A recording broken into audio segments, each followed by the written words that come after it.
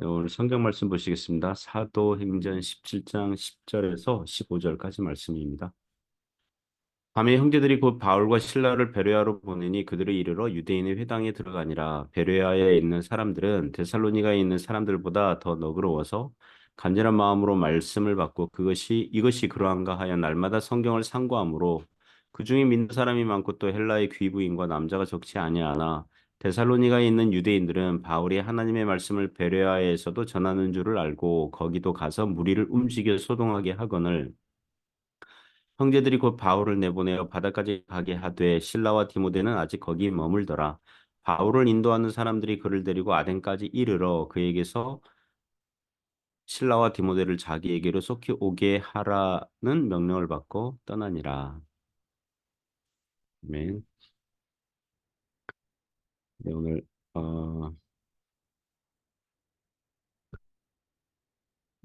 베레아 전도, 베레아 전도 이런 제목으로 하나님 말씀 증거하겠습니다. 오늘 성경 말씀은 베레아 전도 사건을 다루고 있습니다. 몇 가지 교훈으로 은혜를 나누고자 합니다. 첫 번째는요, 신자는 좋은 고집이 있어야겠습니다. 좋은 고집이 있어야 됩니다. 10절에서 교훈합니다.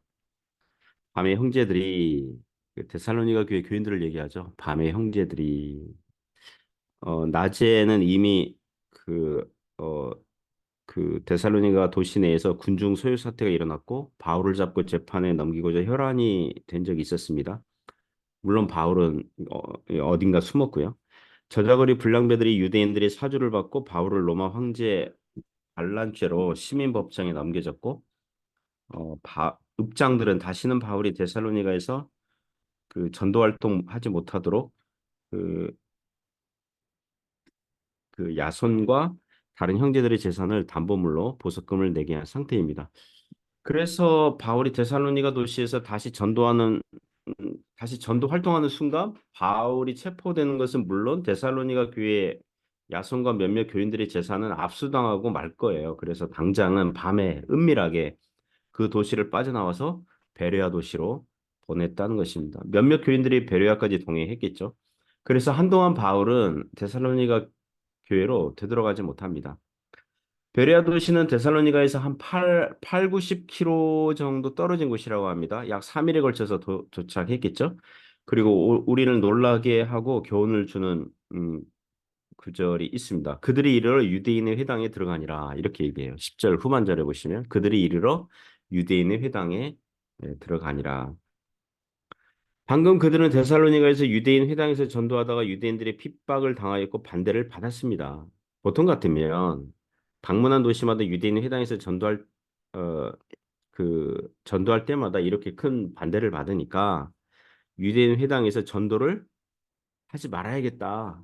당분간 유대인 회당에는 들어가지 말아야겠다. 이렇게 중단하고 숨 고르게 할 것 같아요. 그러나 바울은 그렇지 않죠.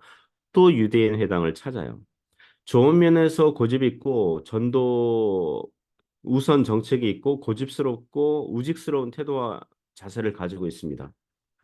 공교롭게도 베레아 도시에서 전도 결과와 효과가 좋으니까 이 13절 보면요. 데살로니가에 있는 유대인들이 그 소식을 듣고 베레아의 원정까지 와요. 바울이 하는 일을 회방 놓기 위해서 원정을 와요. 바울은 좋은 면에서 고집스럽고 집요하고 우직한 면이 있는데 바울을 반대하는 유대인들도 나쁜 면에서 고집스럽고 집요하고 우직했다는 것입니다.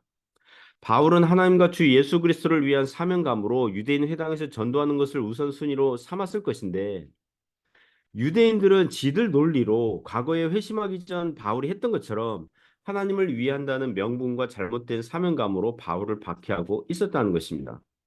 영적인 싸움에는 좋은 고집과 나쁜 고집이 대결하고 있고 좋은 사명감과 나쁜 사명감이 싸우고 있고 바른 태도와 잘못된 태도가 다투고 있는 셈입니다. 우리는 이런 질문할 수 있죠. 만일 바울이 유대인 회당에 들어가지 말고 거리에서 광장에서 그냥 순수 이방인들에게만 불특정 다수에게 전도하였다면 반대와 핍박을 덜 받지 않았을까요? 이렇게 질문할 수 있습니다. 사도행전 전체를 보면 기독교 복음 내용이 일단 구약 성경을 기초로 하고 있거든요. 그래서 구약 성경을 얘기해야 돼요. 구약 성경에서 예언된 메시아 그리스도의 고난과 죽으심과 부활을 얘기해야 돼요. 그러면 유대인들과 부딪힐 수밖에 없어요. 그 유대인들은 성경을 잘못 알고 있었기 때문에 부딪힐 수밖에 없어요. 즉 기독교 복음은 태생적으로 유대인들과 갈등 상태에 들 수밖에 없다는 것입니다. 그리고 유대인 회당에 가지 않고 전도한 빌립보 도시 그리고 첫 석 달을 제외하고는 2년 이상을 이방인들에게 전도한 에베소 도시 나중에 나오게 되는데요. 그 도시들 보면 또 다른 문제로 유대인들이 회방하지 않았음에도 불구하고 또 다른 문제로 그 바울은 고난을 받고 반대를 받고 죽음의 위협을 당하는 그런 사건들을 보게 됩니다. 즉 기독교 복음은 어디에서나 유대인에게든 이방인에게든 십자가에 달린 예수 그리스도를 증거하였으니 그들에게 걸림돌과 어리석은 그 무엇이 되었다는 것입니다. 이 세상을 기독교 세계관으로 볼 때에 악한 마귀는 바울 시대에서는 유대인들을 사용하여서 복음 진리를 막으려고 하였고 오늘날 악한 마귀는 다원주의, 상대주의, 다종교 시대의 정신을 사용해서 오직 예수님을 믿어야 구원을 받는다는 복음 진리를 반대하고 혐오하고 박해하고 있다는 것입니다. 그러므로 신자들은 좋은 뜻에서 좋은 고집, 좋은 집요함이 있어야 하겠습니다. 반대를 받더라도 예수님 안에 구원이 있으니 기꺼이 전하는 태도를 가져야 하겠습니다. 두 번째 교훈은요. 신자는 성경을 좋은 태도로 대해야 한다는 것입니다. 성경을 대하는 좋은 태도 가지고 있어야 한다는 거죠. 11절에서 교훈합니다. 베레아에 있는 사람들은 데살로니가에 있는 사람들보다 더 너그러워서 간절한 마음으로 말씀을 받고 이것이 그러한가 하여 날마다 성경을 상고함으로 베레아에 있는 사람들은 바울과 실라에게 기쁨을 주었습니다. 왜냐하면 그들은 데살로니가에 있는 사람들보다 너그러웠고요. 간절한 마음으로 바울의 설교를 들었고요. 날마다 이것이 그러한가 하여 성경을 상고했다고 해요. 베레아에 있는 유대인들과 경건한 이방인들은 데살로니가에 있는 유대인들보다 과격하지 않았어요. 거칠지 않았어요. 그리고 진리를 탐구하고 알려는 태도가 있었어요. 여기서 성경을 상고하다 할 때 상고하다 이게 헬라어로 아누크리노라는 단어를 사용하는데요. 그 법정에서 사용되는 용어입니다. 재판에서 사건 심리할 때 사용되는 언어예요. 검토하다, 자세히 연구하다 이런 거. 그들은 안식일에 유대인 회당에서 바울의 설교를 듣고 복음에 호감이 생겼고 질문도 생겨서 다음 안식일까지 기다리지 못하고 날마다 주중에도 평일에도 바울을 찾아가서 이것저것을 질문하고 구약 성경대로 과연 예수가 그리스도인가를 배우고 확인하고 질문하고 꼼꼼하게 연구하고 검토하였다는 뜻입니다. 그들은 성경을 알려는 진리를 알려는 좋은 태도를 가지고 있었다는 거예요. 우리가 배울 만하죠. 여기 베레아 이것은 영어권 나라에서 교회 이름으로 종종 사용되는 걸 봤습니다.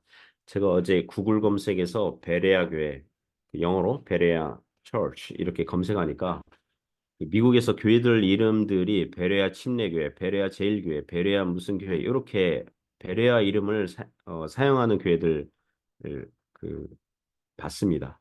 그만큼 사랑받는 이름이에요. 그러나 우리나라에서는 이단으로 정죄된 성락교회 있죠. 잘못된 귀신론을 가리키는 김기동파가 그들의 그 성경 학교 이게 베레아 아카데미예요. 이름이 베레아 아카데미. 그 베레아 그러면 성락교회 김기동파 이렇게 딱 연결되기 때문에 우리나라 교회에서는 이 성락교회 빼고는 베레아 쓰는 교회가 없어요. 베레아 이름이 인기가 없어요. 그러나 오늘 본문에 나오는 원조 베레아 사람들은 성경을 대하는 좋은 태도로 칭찬받아 마땅합니다. 사랑하는 성도 여러분, 어제부터 이 새로운 한 해가 시작됐죠. 24년도 시작했습니다. 올해도 성경을 한 번 정도는 일독 할 수 있길 바랍니다. 성경을 읽을 수 있길 바랍니다. 노안이 와서 집중이 안 되는 분들은 성경 읽기가 어려운 분들은 어려운 분들은 성경 듣기 있잖아요. 성경 듣기랑 이렇게 읽기 이렇게 같이 병행하시면 좋겠습니다. 또 성경 필사도 있고 성경 구절 암송도 한번 도전해 볼 수 있길 바랍니다. 그리고 아직 노안이 오지 않은 젊은 성도님들은 비교적 눈이 건강할 때 부지런히 읽어두시기 바랍니다. 무엇보다 진리를 알려는 태도가 너그럽고 간절하고 이 베레아 사람들처럼 이 좋은 태도를 가질 수 있기를 바랍니다. 세 번째 교훈은 고난을 대하는 좋은 태도를 가지시기 바랍니다. 12절에서 15절에서 교훈합니다. 바울과 신라의 전도 활동이 12절에서 그중에 믿는 사람이 많고 또 헬라의 귀부인과 남자가 적지 아니하였다 그래요. 하지만 이 데살로니가 유대인들이 이 소식을 들어요. 베레아에서도 이제 사도 바울이 하나님의 말씀을 전하고 있다. 이 소식 들어요. 그래서 데살로니가 유대인들은 이전에 1차 전도 여행에서 비시디 안디옥과 이고니온에 있는 유대인들이 루스드라에 있는 바울을 박해하고자 원정대를 꾸렸던 것처럼 이 8, 90km를 마다하지 않고 베레아에 찾아옵니다. 그리고 그들이 데살로니가에서 했던 것처럼 아마도 베레아 저작거리에 있는 불량배 집단들을 사주해서 돈을 주고 매수해서 무리를 움직여서 소동하도록 꾸며요. 그리고 그렇게 진행이 되면 바울을 또 로마 황제를 반대하는 내란 선동 죄목을 씌워서 해를 끼치려고 할 게 분명해요. 그러나 바울은 데살로니가에서 이미 학습된 게 있죠. 그대로 놔두면 바울을 지배들인 또 베레아 교회 교인들이 해를 당하게 될 게 뻔한 거예요. 그래서 유대인들이 무리들을 선동하기도 전에 14절 보면 일찍 그 베레아 도시를 떠나기로 합니다. 14절에서 형제들이 곧 바울을 내보내어 바다까지 가게 하되 실라와 디모데는 아직 거기 머물더라 이렇게 나와요. 아마도 베레아 교회 몇몇 교인들이 바울과 함께 동행해서 바다까지 가서 백길로 아덴까지 같이 간 것 같습니다. 여기서 성경학 학자들 중에서 이 육로로 갔다 주장하는 분들이 있어요. 사도행전을 기록한 누가는 배를 타면 배를 탔다고 그러거든요. 근데 여기는 바다까지 갔다 이렇게만 나오고 배를 탔다는 기록이 없으니 이제 육로로 아덴 갈 것이다 이렇게 주장하는 분들이 있어요. 하지만 바다까지 갔다 그랬으니까 배를 타고 간 것이 이제 그렇게 추정하는 게 자연스럽겠죠. 그렇게 바울은 급히 베레아에서 아덴으로 백길로 한 300km 넘는다고 하더라고요. 이 300km 넘는 거리를 가게 됩니다. 무엇입니까? 데살로니가 과격한 유대인들에게 바울로 인해서 로마 그 베레아 교회를 박해할 수 있는 빌미를 주지 않으려고 한 것입니다.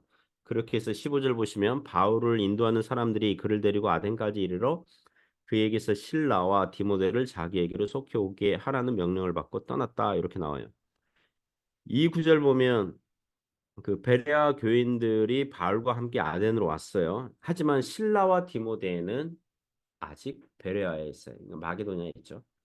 이 부분을 데살로니가전서 3장과 빌립보서 4장 내용을 참고해서 비교해서 종합하면 이런 겁니다.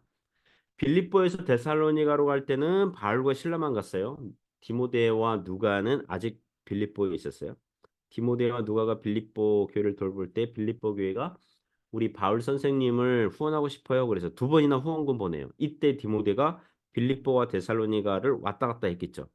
그리고 바울은 데살로니가에서도 급히 베레아로 가야 했기 때문에 디모데가 빌립보 교회에 있다가 두 번째 후원금 가지고 왔을 때는 베레아까지 이제 왔겠죠. 베레아에서도 급히 바울은 떠나야 했으니 실라와 디모데와 누가는 베레아에 머물고 있고 바울 혼자만 지금 아덴에 온 거예요. 그리고 아덴에서 그 베레아 교인들에게 그 돌아가면 실라와 디모데 빨리 와달라고 좀 해주세요. 이렇게 했고 실라와 디모데는 아덴에 와요. 그리고 실라와 디모데에게 마게도냐 소식을 듣고 빌립보, 데살로니가, 베레아 교인들의 소식들을 듣고 다시 실라와 디모데를 아덴에서 마게도냐 지역 교회로 보내요. 교회들을 이렇게 돌보라고. 그래서 나중에 사도행전 18장 5절 보면 고린도에서 바울이 전도 활동할 때에 실라와 디모데가 다시 고린도로 와서 합류하게 됩니다. 그 예전에 증기기관차가 뿜뿜 소리를 냈잖아요. 뿜뿜 하면서 이제 그 통과하지 않습니까? 그 이른 도시에 어느 도시를 지나면서 기차 소리를 내죠. 그러면 그 도시 동네 개들이 깜짝 놀라서 기차를 향해서 짖죠. 하지만 기차는 여전히 가는 것처럼 비유가 좀 그렇지만 신자들은 어떻게 해요? 계속 가야 돼요. 고난과 반대가 신자의 인생에서 어느 정도 예상할 수 있어요. 신자들이 인생 살다가 새롭게 이상한 그 고난 당하면 새롭고 이상한 일 당하는 게 아니라 주 예수님 믿고 따르는 길은 세상에서 반대를 어느 정도 받는 길이다. 이렇게 생각하시면 됩니다. 그리고 하나님의 섭리 안에서 신자들을 성숙하도록 고난을 허락하시도록 하기도 하시거든요. 그리고 신자들은 고난을 받지만 자기가 해야 할 일, 신자답게 사는 것, 그것은 해야 돼요. 내가 주님의 일을 하는데 왜 이렇게 반대를 받지? 하나님께서 나를 도와주시지 않는 건가? 하나님의 부재를 경험하고 있는데 그게 아니라 주님과 교회의 덕을 위해서 고난을 대하는 태도가 노련하고 지혜롭고 그래야 되는 거죠. 그러려니 하는 거죠. 그러려니. 예수님도 그리하셨고 사도와 선지자들이 그렇게 고난받았고 그러니까 우리도 그러려니 이거 당연한 거야, 마땅한 거야. 하지만 내가 신자답게 사는 것은 포기하지 않아. 계속해서 그 길을 가는 거죠. 올 한 해도 그렇게 믿음으로 승리하시기를 주님의 이름으로 축복합니다.